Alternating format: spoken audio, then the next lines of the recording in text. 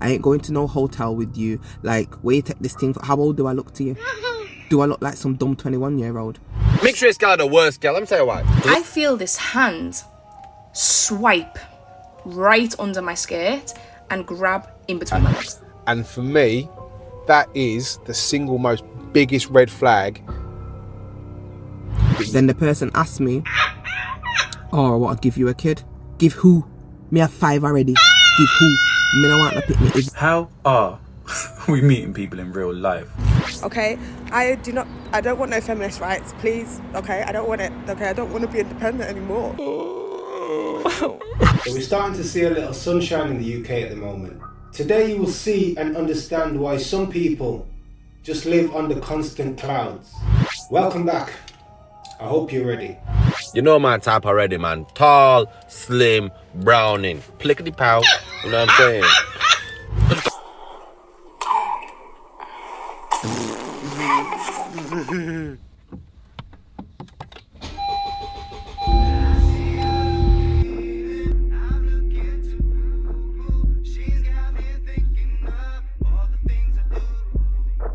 Just an update on my video asking where all the 40 plus men were.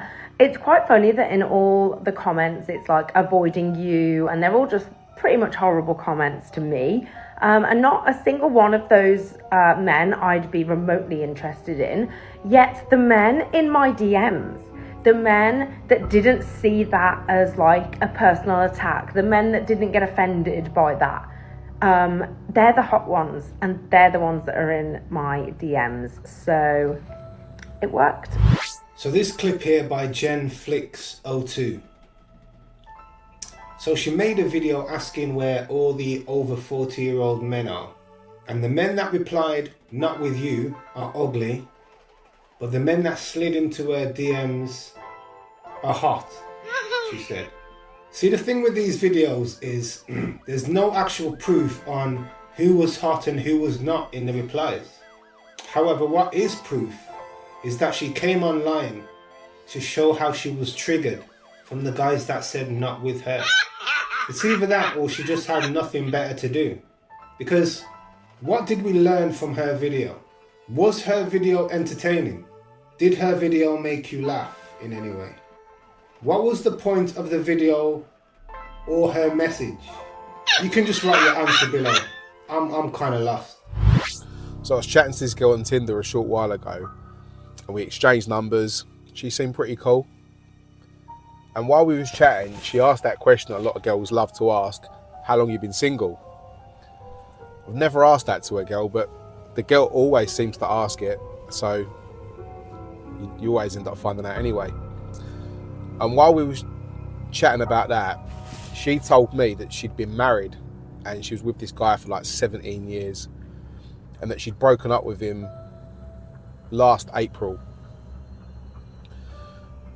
And alarm bells started to ring in my head at that point. And then she told me that she started dating about 6 months later on, and one of the reasons she started dating was because she felt unhappy from the breakup and she wanted to try and move on from that. Now that was an alarm bell in itself to me, but the biggest red flag come just after that. So she started telling me about how they broke up. She was just volunteering this information. She was just telling me a little bit about how they broke up and how things kind of worked after they broke up. And while she was telling me about this,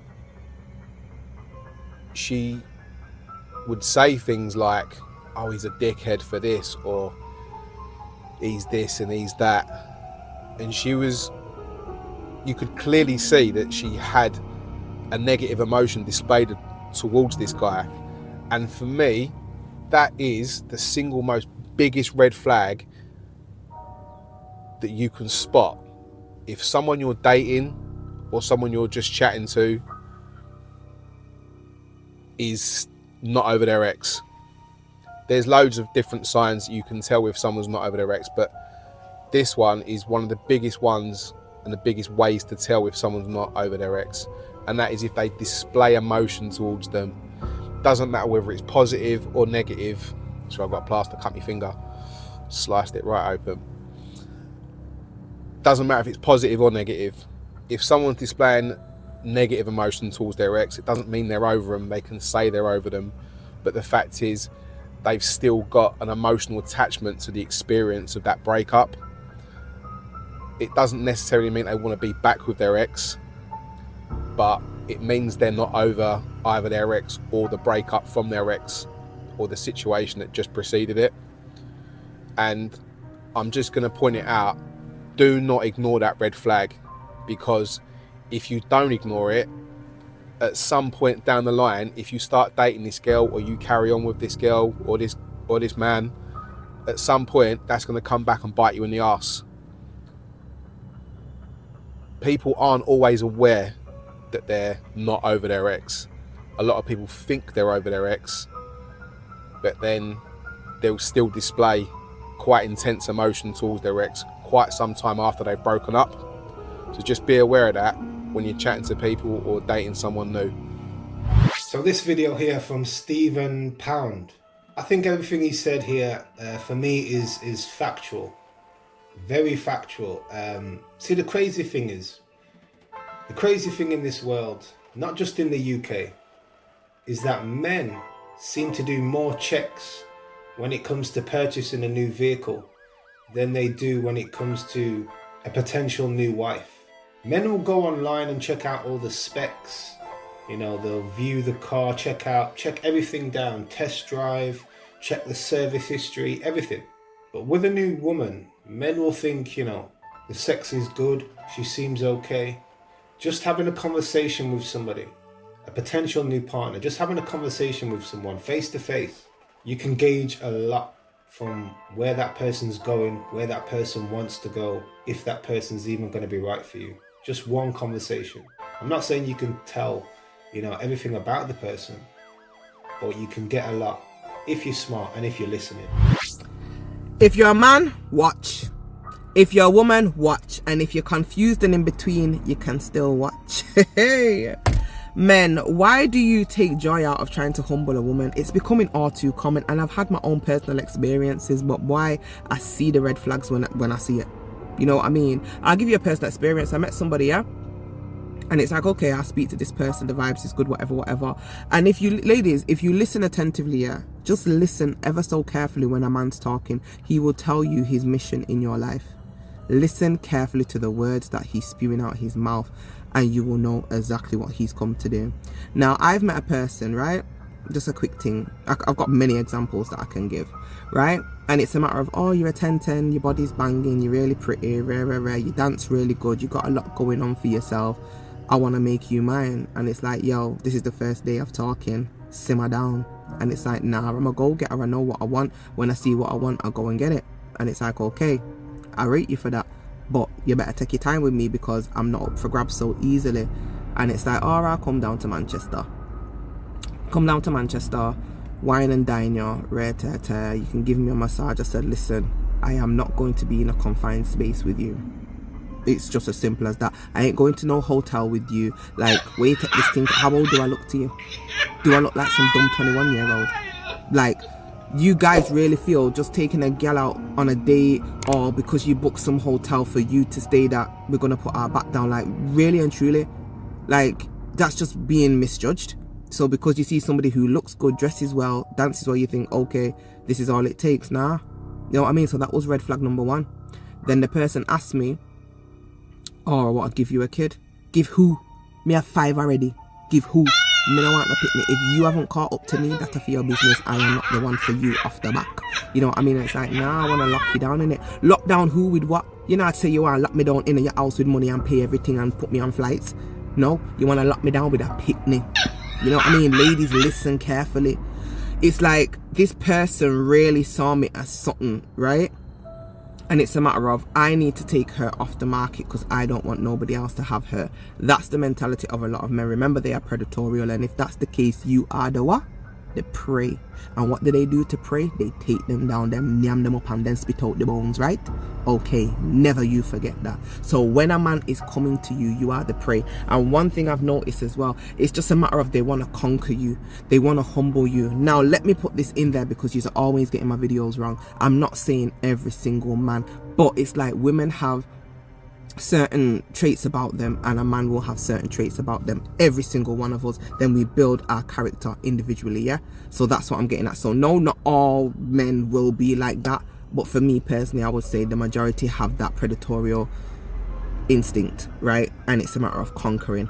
But in this 2024 2025, and as we go ahead, their conquering is for all the wrong reasons. You see a woman doing well for herself, you see a woman with her stuff together, and it's a matter of she's on a high horse, and yeah, she gets a lot of attention, and I just need to block all of that. So ladies, really and truly pay attention to these guys, because I don't want y'all to be out here getting pregnant and then two next minute he's cheating on you, you're left with a kid. I always say to women, yeah, if you're gonna have a baby for you. Always know in your mind that it might not work out. Are you ready to do it alone? Don't ever get pregnant because the man wants a kid. Get pregnant because you want it, because when push come to shove, it's you left with the pitney 9 times out of 10, right? So I just had to fling this in there. But yeah, I've noticed this thing, this jealousy with men.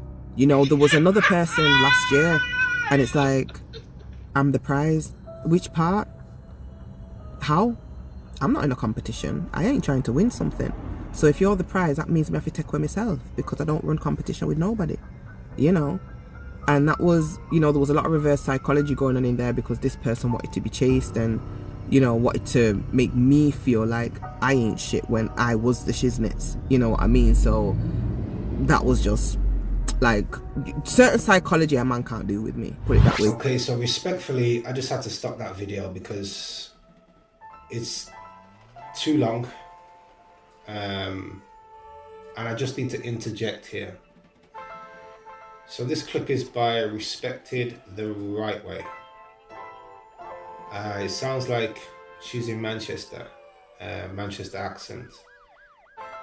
You know what, this girl, this girl, she's very funny.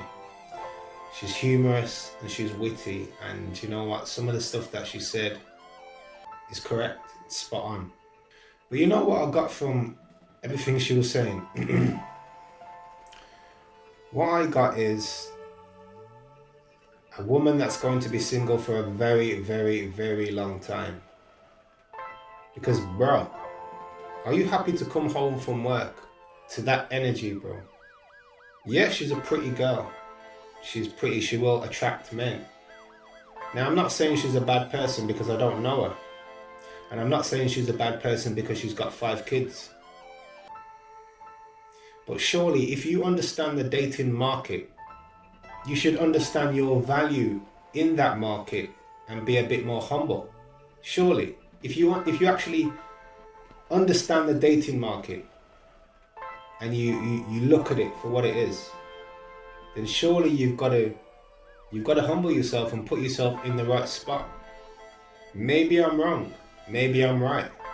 Now, as I said before, she's attractive, but any man dating her has to factor in how many baby fathers are we talking about? You're from Manchester. What part of Manchester? Because Manchester is not an easy place. How old are your kids? The sort of man she's looking for is not going to arrive, ever. And that's not me being nasty. Her energy is, to me, it's not saying wifey, it's saying problems every day, confrontation, battles. Man don't want that, trust me. In fact, you know what? You tell me in the comment section. Single ladies, single gents. I said I'd speak on this, so I'm going to. And don't mind, I got a comb and I'm bald. It's for my beard, yeah? If we are kind of agreeing that dating apps suck, right? Where are we meeting people in real life?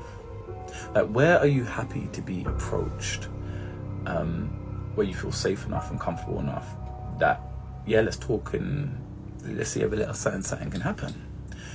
Because people aren't taking accountability for their communication on dating apps, as I feel like we could all agree in my last post, right? People aren't asking questions back, so there's no reciprocity. We need that. Communication is key for longevity, for relationship building, for understanding, for setting boundaries. Like, it's so important for all these different things, right? But people aren't taking accountability. So let's start a revolution and get off these dating apps, right? But in order to do that, we need to go back in time. How are we meeting people in real life? Where are you happy to be approached? Because I go to the gym all the time, love it there. But I ain't chatting to no woman in the gym like that. And here's why. I'm a hot, stinking, sweaty mess. I don't want you looking at me like that. Also, I want the gym to be a safe space. Like, I know women complain about, oh, guys are in the gym making them feel uncomfortable. I don't want to be that man. Yeah. So for the intellectuals, for the the people who've got a bit of compassion, a bit of social awareness and sensitivity about them, like, where are you happy to be approached in real life, excluding bars and stuff like that, because stand is normal. For people who aren't necessarily just like, let's get and drink and get smashed. Yeah. Where are you meeting people? So this clip here is from They Say Nay. Now this question of where you're meeting people is a question that millions of singletons are asking right now. Because many people just deep down, they just want to find someone to enjoy life with, really, and just have that peace. But his question is a valid one. Where do you meet people in the UK?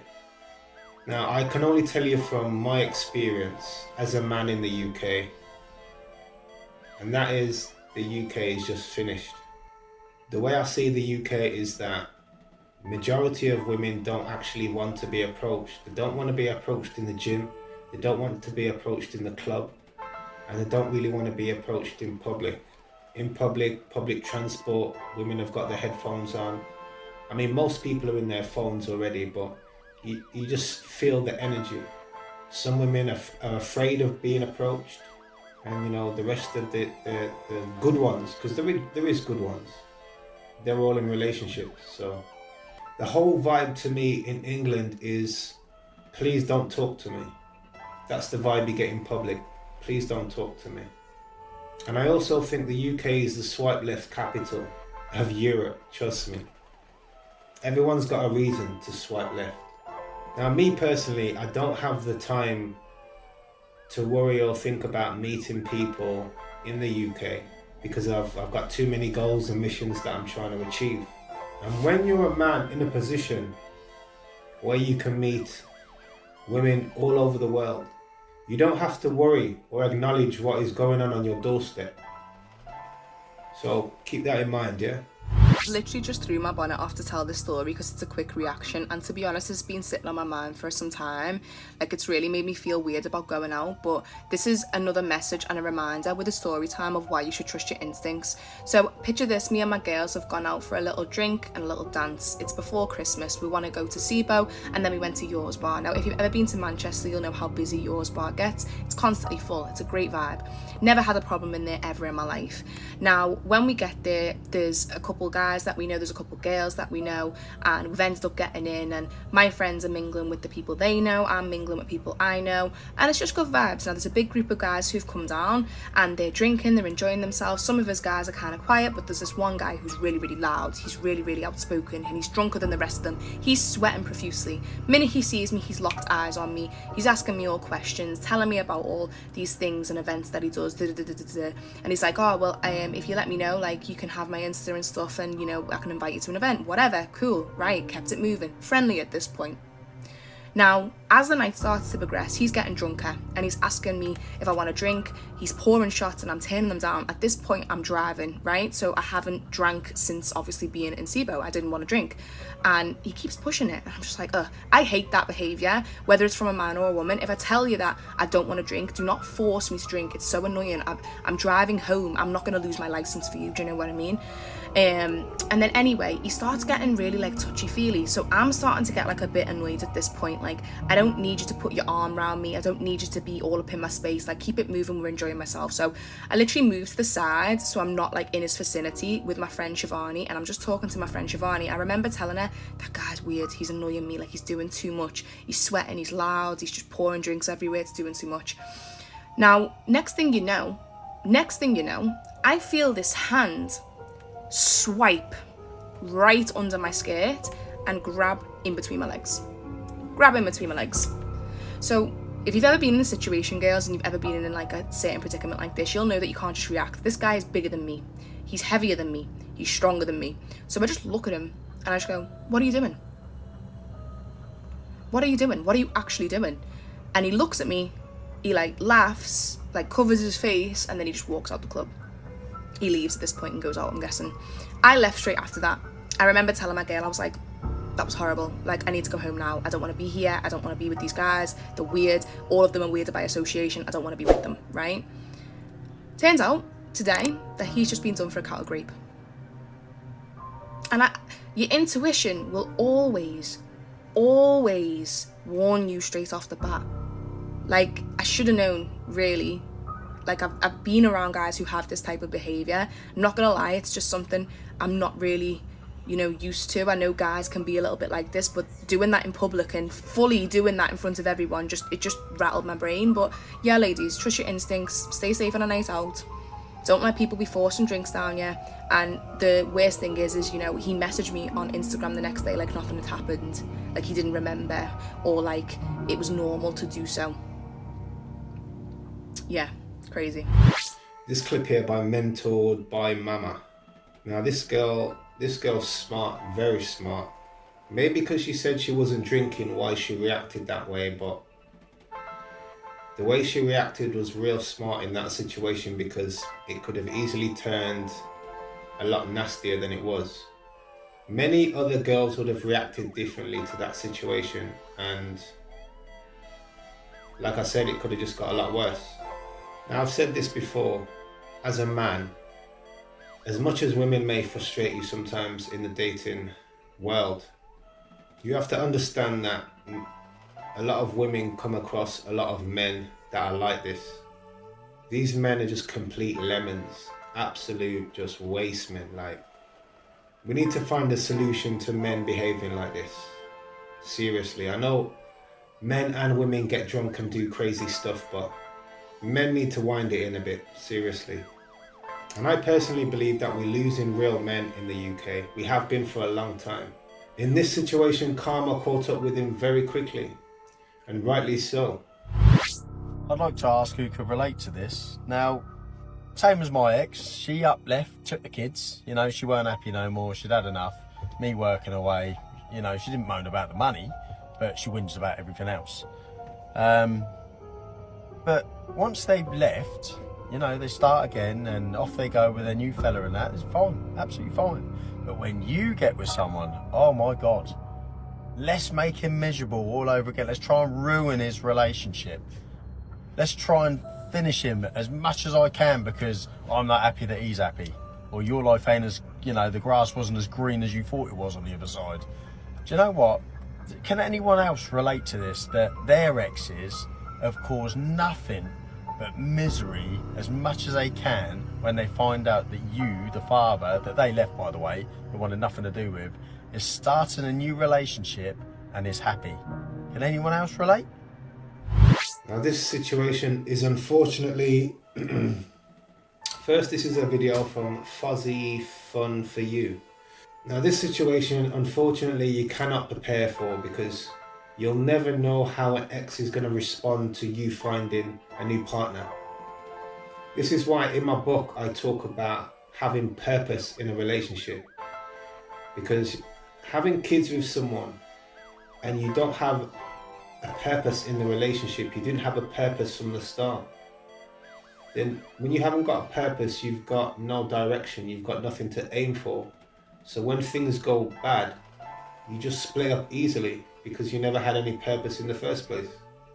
It doesn't make any sense to me that you would ask a woman out on a date and you would still expect her to split the bill. There are so many reasons for this. The first one is that you've asked her to go out on the date. A date is an opportunity for you to get to know each other. So if you are making the step forward and you're taking leadership and you're asking her out on the date, then why would she be splitting the bill? If you're asking women what do they bring to the table, then it shows that you do not understand feminine energy. Because the potency and the power of feminine energy is that it's not something tangible, it's something that you experience, it's a feeling. When you've asked this woman out on this date, she doesn't need to bring you something tangible, she doesn't need to bring you money, she doesn't need to bring you a gift, because her radiance, her feminine energy is the gift. This clip here is from a girl called What Coaching. Why is it when we talk about a date, we talk about a bill? Always. Anytime someone talks about a date, there's always mention of a bill. Now, don't you think it's getting a bit tiring now?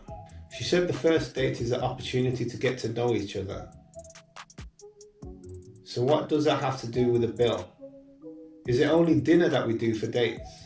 Is that the only thing our imagination can conjure up? Two people sitting at a table eating food, one person has to pay for it. Are we really that boring? I see why a lot of us are struggling. I see why a lot of us are single. Now, if we're just getting to know each other, then surely there's many things that we can do that don't require a bill. Maybe I'm wrong, you tell me. But what you bring to the table is not a date question. It's more of a long-term relationship question. Like, you're not going to invite someone on a date and then when they get there, ask them what have you brought to the table. That's not, I think you're confusing the two. On a date, you want to get to know the person and know that if you both get on with each other and if you want to see each other again. When you're thinking about settling down with this person long term, that's when you turn around and you ask yourself, or you ask the person, what does this person bring to the table? If that person hasn't already showed you what they bring to the table. All this talk about a woman's energy, what she gives, it's all nonsense, bro. It's all nonsense. All humans have energy. We all give off energy. Like right now, the energy in the UK is all off. This is why I'm here. Mixed race girl are the worst girl. Let me tell you why. Because a lot of mixed race girl have the black attitude and the white privilege. You can't have both. You can't be feisty and privileged. Because now you're just a bitch. Because I love the feistiness. I love if you're feisty, but you're good people. Yes, I love that. Because I know if you're being feisty with me, you're gonna be feisty with next man, and I like that. Because I'm like, yeah, that's what I want. But if you're feisty and you just act like a princess, come out, face man. You're like a idiot, man. All you have is pumper man bad attitude. The pussy, the pumper might be sweet in the blood, but it's not worth all of that attitude. Nah, fam. It might be good pussy, but yo, it ain't worth all of that. Mad up man's head. Like, I want a bitch to put me in my place. What? Be feisty with me, but also then cook me a nice meal. Is it me? But for girls, what? She's getting rude with me and then she can't even cook, she can't even fry no chicken. What kind of fucker is this? Make sure it's got the worst, man. But they look great though. But I still love them same way. Sure. I take anything, any shade of black. I just don't want lighty like me. If you like me, I'm too light. But anything brown, yeah, man. What? Light skin, brown skin, dark skin, me love the whole of them. You know my type already, man. Tall, slim, browning, plickety pow. You know what I'm saying? Because you can't be like me, because our kids are going to be transparent, blood. You get me? Look how pretty, light skin boy, blue eyes, and then, you know what I'm saying? You can't be doing that. Kids are going to come out transparent, man. Can't even see them to Ross. Losing them in Meadowall and that. You can't see where they pity them, you know what I mean? Can't do that. Rude Boy Rogers. Now this guy's funny. This guy's funny. Now, the mixed race people situation, or topic should I say, is a sensitive one, and I'm not gonna cover that now. It's too long of a topic for me to cover that. But when it comes to preference, each to their own, of course. But let me ask you this question, yeah? Do you think the colour of a person's skin is an indication of how that person's going to treat you, and if that person's going to be right for you? Ask yourself that question and just think about it. Is the colour of a person's skin an indicator on how that person's going to treat you? Because if you think that it is, and you're struggling right now because you're single, then unfortunately the problem's you. You said he likes feisty girls, but not too feisty. Good luck with that, my G. Until the day comes that she disrespects you in public, you may think differently about that energy. Each to their own, again, like I said. Now he spoke about kids, so I'm guessing he's thinking long term with the girl of his choice. Long term with a girl who's got attitude isn't thinking long term, bro. It's setting yourself up for fireworks and failure.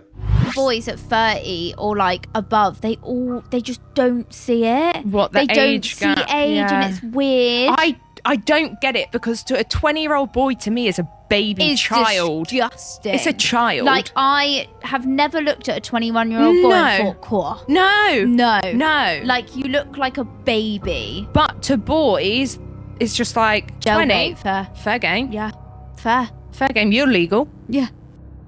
Yeah. I'd shag you. It's weird. Yeah. And like, it creeps me out, but Yeah. they see nothing wrong with it. it actually boys actually make me feel physically sick. No, I know, same. I say that with a man, but same. We love that for you podcast. Now look, everyone's entitled to their opinion, yeah? But when you come online and you talk about something that you haven't looked into, you just confuse the minds of other people that have seen your video and haven't looked into it either. Now, men are allowed to have their own preferences, i.e. younger women. Women have their own preferences, i.e. taller men. What is the issue here? Can somebody tell me? When you hear many girls talk like this, you understand that when you see an attractive looking girl in the street, you shouldn't just approach based on how she looks, because you can clearly hear the mindset of these women. They are disgusted with men who have their own preference, but it's okay for them to have their own preference. Anyway, okay. Listen, I can't lie, if I ever rejected marriage proposal, I'm so sorry, because now I'm the fool, because I'm here single a year plus later. I can't even go out to eat without feeling embarrassed, because I sit there all by myself. And you know what? No, to all the independent ladies, go be independent, good on you. But I don't want to be an independent lady. I want to get married. I want a man. Okay? I don't want no feminist rights, please. Okay? I don't want it. Okay? I don't want to be independent anymore. Now, at the top of this video, it says, just want a dinner partner. But it's clear that she obviously wants more than that. See, the day you take accountability for your own actions is the day that things start to seem more clearer. And it's the day that things can start to change. Now, this is a video from a girl called Shanice. I hope I've said that right. Now, Shanice realizes that her choices were wrong, and instead of keeping it to herself, she shared it online. In my view, that's healthy, and I wish her all the best. I really do. I've always said that love is an emotion that clouds logic and reason. So don't ever be a lemon. Until next time, peace.